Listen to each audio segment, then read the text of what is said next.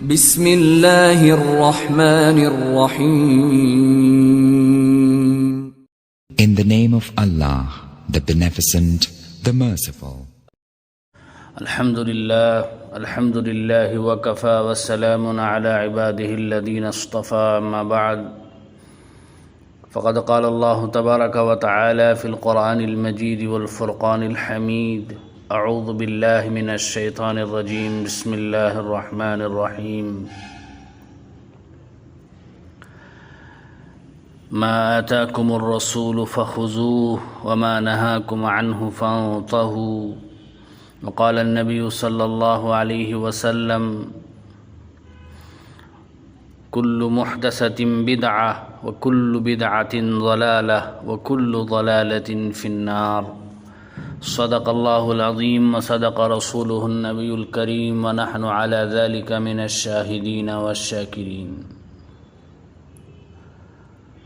محترم بزرگوں اور دوستو، رجب کا مہینہ شروع ہو چکا ہے. روایات میں آتا ہے کہ رسول اللہ صلی اللہ علیہ وسلم جب رجب کا چاند دیکھتے تھے تو چاند دیکھ کر یہ دعا فرماتے تھے: اللہم بارک لنا فی رجب و شعبان وبلغنا رمضان. اے اللہ، ہمارے لیے رجب اور شعبان کے مہینے میں برکت عطا فرما اور ہماری عمر میں اتنی برکت عطا فرما کہ ہم اپنی زندگی میں اور ایک رمضان کو حاصل کر لیں. تو گویا پہلے ہی سے آپ صلی اللہ علیہ وسلم کو رمضان المبارک کی آمد کا اشتیاق ہوتا تھا. اس لیے یہ دعا کرنا سنت ہے. محترم حضرات، اس مہینے کی 27ویں شب کے بارے میں لوگوں کے درمیان یہ مشہور ہے کہ یہ شب معراج ہے. اس رات کو بھی اسی طرح گزارنا چاہیے جس طرح سے شب قدر گزاری جاتی ہے. جو فضیلت شب قدر کی ہے، کم و بیش شب معراج کی بھی وہی فضیلت سمجھی جاتی ہے. بعض لوگ یہاں تک کہتے ہیں کہ شب معراج کی فضیلت شب قدر سے بھی زیادہ ہے، اور اس رات میں لوگوں نے نمازوں کے خاص طریقے مقرر کر رکھے ہیں کہ اس رات میں اتنی رکعتیں پڑھی جائیں، ہر رکعت میں فلاں خاص صورتیں پڑھی جائیں. خدا جانے کیا کیا تفصیلات اس نماز کے بارے میں لوگوں میں مشہور ہو گئی ہیں. تو محترم حضرات، سمجھنے کی ضرورت ہے کہ سب باتیں بے بنیاد ہیں، بے اصل ہیں. شریعت میں ان کی کوئی بنیاد نہیں ہے، کوئی اصل نہیں ہے. کیونکہ سب سے پہلی بات تو یہ ہے کہ 27 رجب کے بارے میں یقینی طور پر ہم نہیں کہہ سکتے کہ یہ وہی رات ہے جس میں نبی کریم صلی اللہ علیہ وسلم معراج پر تشریف لے گئے تھے، کیونکہ اس بارے میں مختلف روایتیں ہیں. بعض روایتوں سے معلوم ہوتا ہے کہ آپ صلی اللہ علیہ وسلم ربیع الاول کے مہینے میں معراج کو تشریف لے گئے. بعض روایتوں میں رجب کا تذکرہ آتا ہے اور بعض روایتوں میں کوئی اور مہینہ بیان کیا گیا. اس لیے پورے یقین کے ساتھ یہ نہیں کہہ سکتے کہ کون سی رات صحیح معنی میں معراج کی رات تھی جس میں آپ صلی اللہ علیہ وسلم معراج پر تشریف لے گئے. آپ خود اندازہ کر سکتے ہیں کہ اگر شب معراج بھی شب قدر کی طرح کوئی مخصوص رات ہوتی اور اس کے بارے میں کوئی خاص احکام ہوتے جس طرح شب قدر کے بارے میں ہے، تو اس کی تاریخ اور مہینہ محفوظ رکھنے کا اہتمام کیا جاتا. لیکن چونکہ اس تاریخ کو محفوظ رکھنے کا اہتمام نہیں کیا گیا، تو اب یقینی طور سے 27 رجب کو شب معراج قرار دینا بالکل درست نہیں ہے.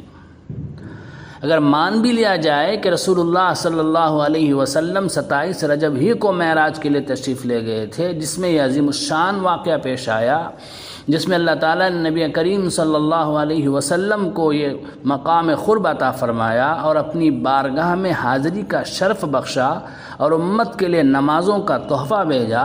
بے شک وہ رات بڑی عظیم الشان تھی. کسی مسلمان کو اس کی عظمت میں کیا شبہ ہو سکتا ہے. یہ واقعہ معراج کا سن 5 نبوت کو پیش آیا، یعنی رسول اللہ صلی اللہ علیہ وسلم کے نبی بننے کے 5ویں سال یہ شب معراج کا واقعہ پیش آیا، جس کا مطلب یہ ہے کہ اس واقعے کے بعد 18 سال تک آپ صلی اللہ علیہ وسلم دنیا میں تشریف فرما رہے، لیکن ان 18 سال کے دوران کہیں بھی یہ ثابت نہیں کہ آپ صلی اللہ علیہ وسلم نے شب معراج کے بارے میں کوئی خاص حکم دیا ہو، یا اس کو منانے کا اہتمام فرمایا ہو، یا اس کے بارے میں یہ فرمایا ہو کہ اس رات میں شب قدر کی طرح جاگنا زیادہ اجر و ثواب کا باعث ہے۔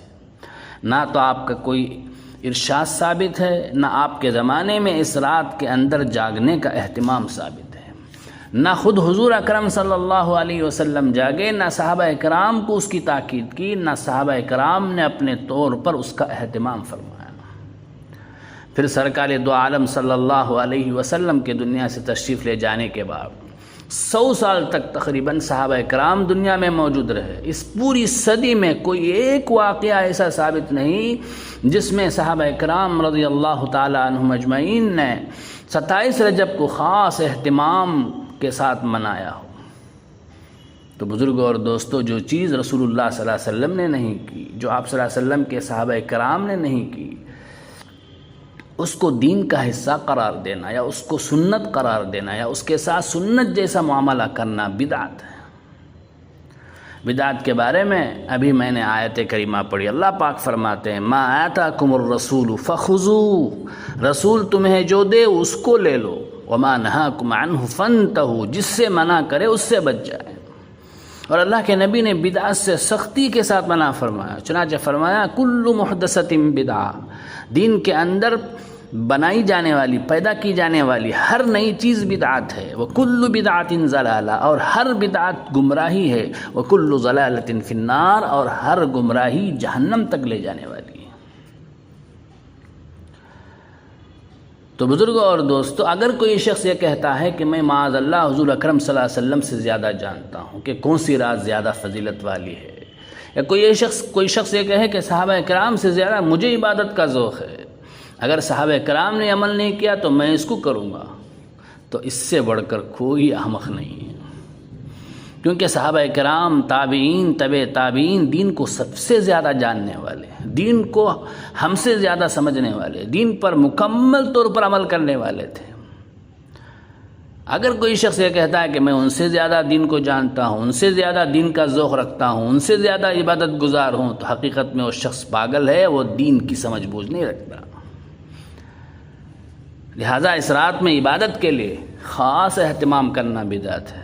ایسے تو ہر رات میں اللہ تعالیٰ جس کو عبادت کی توفیق دے کرے، لیکن آج کی رات بھی جاگ لے، کل کی رات بھی جاگ لے، اسی طرح 27ویں رجب کو بھی جاگ لے، تو کوئی فرق نہیں، کوئی نمایاں امتیاز نہیں ہے۔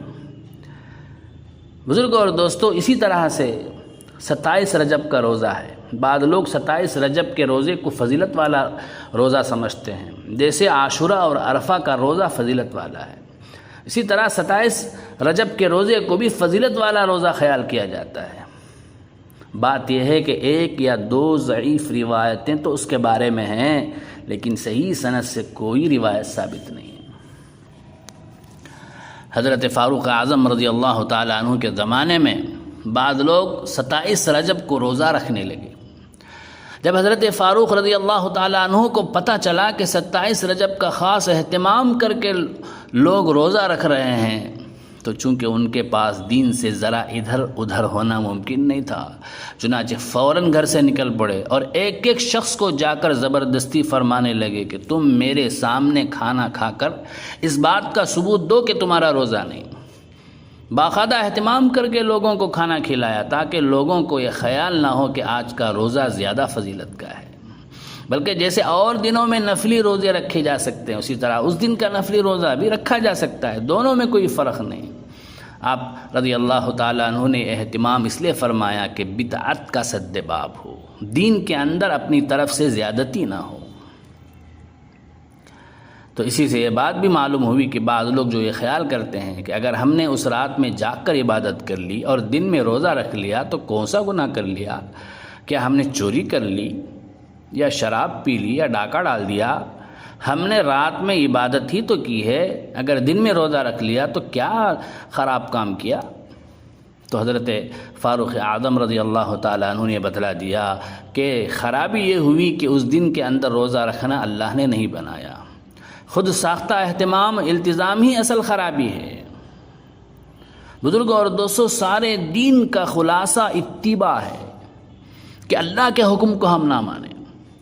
نہ روزہ رکھنے میں کچھ ہے، نہ افطار کرنے میں کچھ ہے، نہ نماز پڑھنے میں کچھ ہے، نہ نماز نہ پڑھنے میں کچھ ہے، بلکہ سب کچھ اللہ کے نبی کے حکم میں ہے۔ جب اللہ اور اس کا نبی کہیں کہ نماز پڑھو تو نماز پڑھنا عبادت، جب اللہ اس کا نبی کہیں کہ نماز نہ پڑھو تو نماز نہ پڑھنا عبادت، اگر اللہ اس کا رسول کہیں کہ روزہ رکھو تو روزہ رکھنا عبادت، اگر اللہ اس کا رسول کہے کہ روزہ نہ رکھو تو روزہ نہ رکھنا عبادت ہے۔ اگر ایسے وقت میں ہم روزہ رکھیں گے تو یہ دین کے خلاف ہوگا۔ تو بزرگوں اور دوستو، دین کا سارا کھیل اتباع میں ہے۔ اگر یہ بات اللہ ہمارے دلوں میں اتار دے تو ساری بدعتوں کی جڑ ختم ہو جائے۔ اگر کوئی شخص اس روزے کا زیادہ اہتمام کرے تو وہ شخص دین میں اپنی طرف سے زیادتی کرنے والا ہے، دین کو اپنی طرف سے گھڑ رہا ہے۔ لہٰذا اس نقطۂ نظر سے روزہ رکھنا جائز نہیں۔ ہاں البتہ کوئی شخص عام دنوں کی طرح اس دن بھی روزہ رکھنا چاہتا ہے تو رکھ لے، اس کی ممانعت نہیں، لیکن اس کی زیادہ فضیلت سمجھ کر، اس کو سنت سمجھ کر، اس کو زیادہ مستحب اور زیادہ اجر و ثواب کا کام سمجھ کر اس دن روزہ رکھنا یا اس رات میں جاگنا درست نہیں بلکہ بدعت ہے۔ بہرحال رجب کا مہینہ رمضان کا مقدمہ ہے، اس لیے رمضان کے لیے پہلے سے اپنے آپ کو تیار کرنے کی ضرورت ہے۔ اس لیے حضور اقدس صلی اللہ علیہ وسلم 3 مہینے پہلے سے دعا بھی فرماتے تھے، لوگوں کو توجہ بھی دلاتے تھے کہ اب اس مبارک مہینے کے لیے اپنے آپ کو تیار کر لو، اپنا نظام الاوقات ایسا بناؤ کہ جب یہ مبارک مہینہ آئے تو اس کا زیادہ سے زیادہ وقت اللہ کی عبادت میں صرف ہو۔ اللہ تبارک و تعالی اپنی رحمت سے ہمیں دین کی صحیح فہم عطا فرمائے، صحیح سمجھ عطا فرمائے اور صحیح طور پر دین کے اوپر عمل کرنے کی توفیق عطا فرمائے۔ آمین۔ وآخر دعوانا ان الحمد للہ رب العالمین۔